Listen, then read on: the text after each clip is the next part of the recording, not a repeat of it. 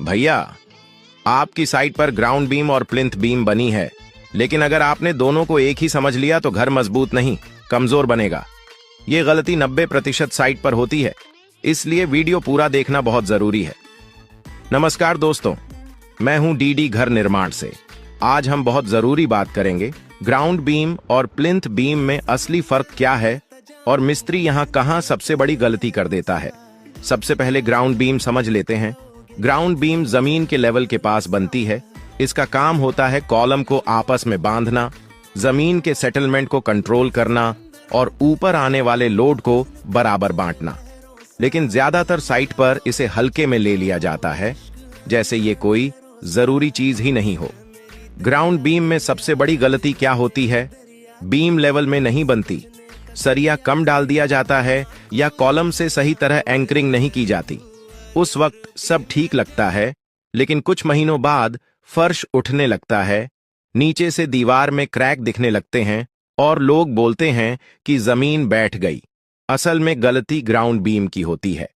अब बात करते हैं प्लिंथ बीम की। प्लिंथ बीम फर्श के ऊपर दीवार शुरू होने के लेवल पर बनती है। इसका काम होता है पूरी दीवार का लोड बराबर बांटना और पूरी बिल्डिंग को एक फ्रेम में पकड़कर रखना। अगर प्लिंथ बीम सही नहीं बनी तो दीवारें अलग अलग काम करने लगती हैं और वहीं से क्रैक शुरू होता है। बहुत सारी साइट पर प्लिंथ बीम डालते ही नहीं है, कहीं डालते भी हैं तो सरिया कम, लेवल सही नहीं या कंक्रीट ठीक से नहीं भरते। नतीजा ये होता है कि खिड़की दरवाजे के पास क्रैक, दीवार टेढ़ी और प्लास्टर बार बार खराब। अब ध्यान से समझो दोस्तों, ग्राउंड बीम और प्लिंथ बीम का काम अलग है। ग्राउंड बीम नीचे से सपोर्ट देती है, प्लिंथ बीम ऊपर से फ्रेम बनाती है। दोनों एक नहीं है और दोनों जरूरी हैं। अगर इनमें से एक भी गलत हुई तो घर कमजोर बनेगा, ये तय है। सही तरीका क्या है? ग्राउंड बीम अलग लेवल पर, प्लिंथ बीम अलग लेवल पर।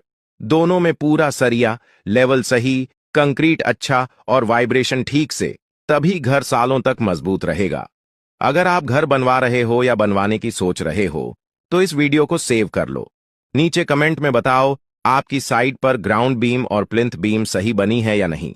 ऐसी रियल साइट जानकारी के लिए चैनल को सब्सक्राइब जरूर करो।